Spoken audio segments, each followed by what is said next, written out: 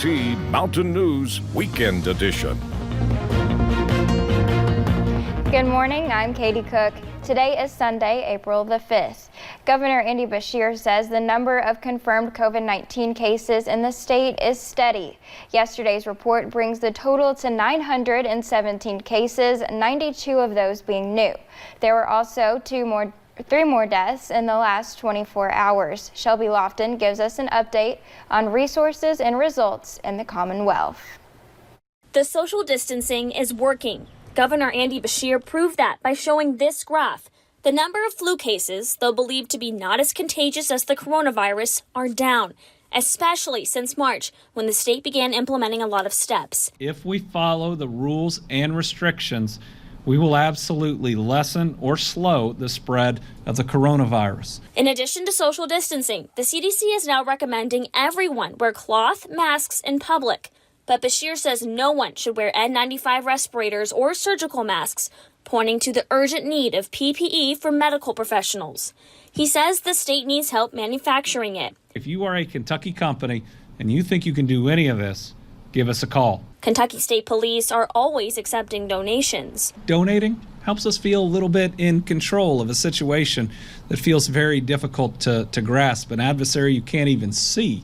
Right now, Kentucky has more than 18,000 hospital beds in various locations, more than 1,000 in the ICU, and ventilators are becoming more difficult to get. The governor shared the name of one of the people we shine our green lights for, Aaron Jordan, a 49-year-old Boyd County man. Beshear says he was a union bricklayer in good health. Every one of these losses is very, very real. And today with these three, we're at 40. He says we should all stop, smile at strangers, and ask each other, are you taking care of yourself? Make sure we're asking that to each other as we go through this. In Frankfort, Shelby Lofton, WKYT.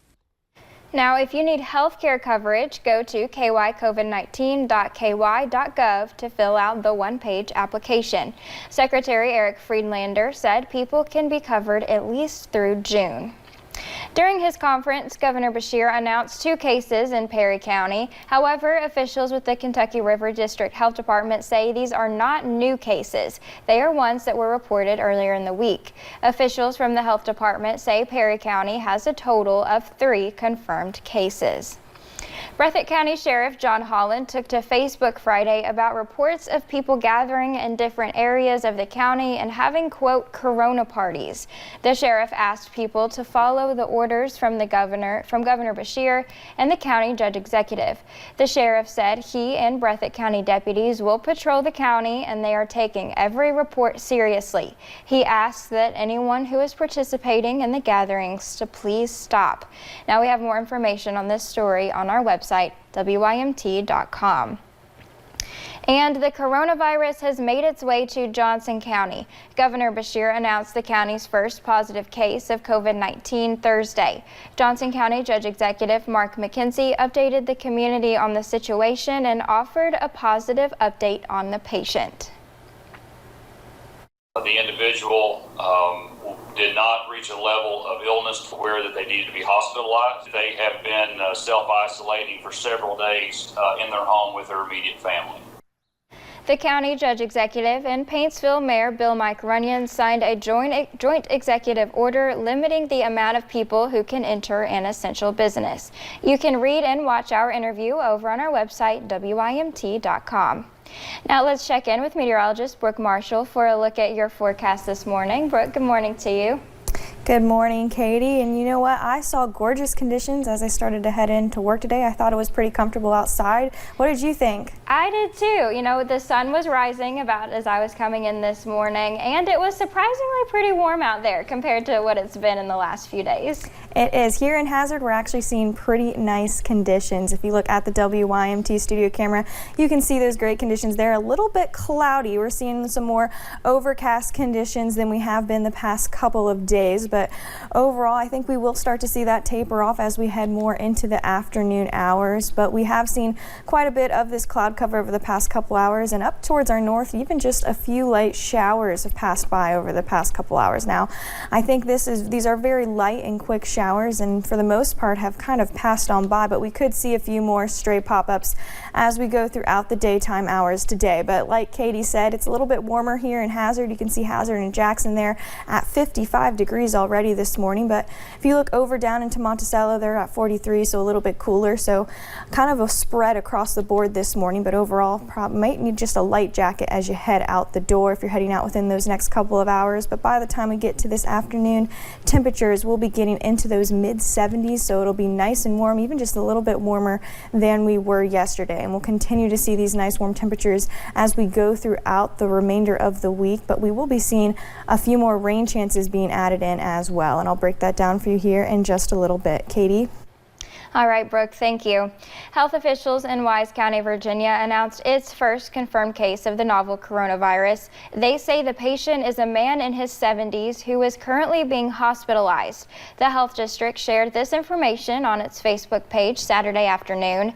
2 EMS workers who transported the man are currently in self-quarantine as well. Coronavirus cases in Tennessee have skyrocketed in the recent days. Health officials in the state say the amount of confirmed cases has increased to 3,321.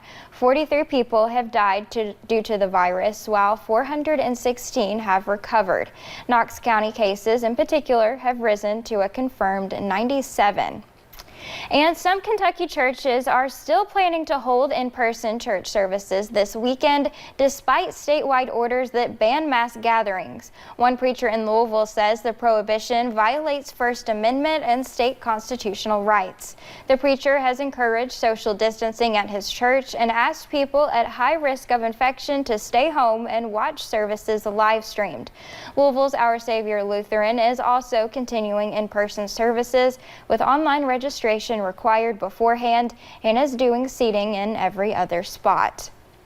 On Friday, we told you about a new experimental treatment to help fight COVID-19. A Harrison County man became the first recovered patient to donate plasma, which was given to 2 people who currently have the virus. Now, the Kentucky Blood Center is joining the effort. Olivia Russell explains why. It's an experimental treatment that could have life-saving results in the COVID-19 outbreak.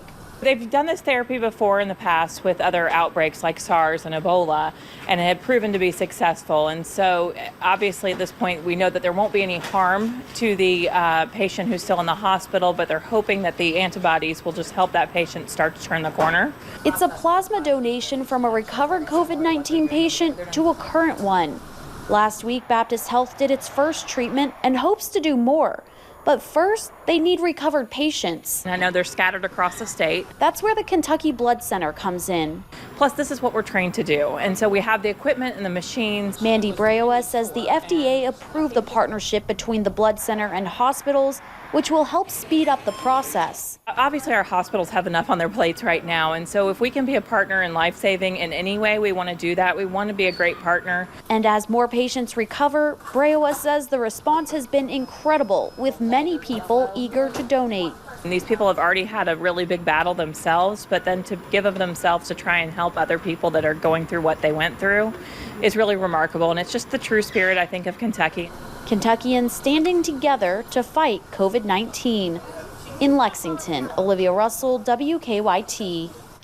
If you are a recovered COVID-19 patient who would like to donate plasma, you can sign up online. Well, the KHSAA indefinitely suspended spring sports this week, while the governor said this week that schools should stay closed until May 1st. The suspension continues to put the Sweet 16 and the rest of the sports season in jeopardy, but coaches around the mountains are still hopeful to play as long as it keeps their athletes safe. Everything I word to them through messaging, we're playing. They would have to give us, in the name of player safety, a certain window of time to, have another preseason practice just to get, arms in shape, because like I said, they're going to go through probably 4 to 6 weeks of not touching the ball. And COVID-19 has suspended sports indefinitely, but there's still some coaching changes happening. WYMT's Camille Gear explains more. Well, on Thursday, after 6 years as a Lady Black Bear, Debbie Green is out as the girls' head coach at Harlan County High School. While at Harlan County, Green posted a winning record of 129-48, including leading the Lady Bears to their first region title back in 2018. Green also won 3 district championships and made it to the region finals 4 years in a row. She was inducted into the 13th Region Hall of Fame as a coach this year, but she says there's one thing she's going to miss the most. We just got really good kids. Harlan County has got unbelievable facilities that are state of the art, and as always,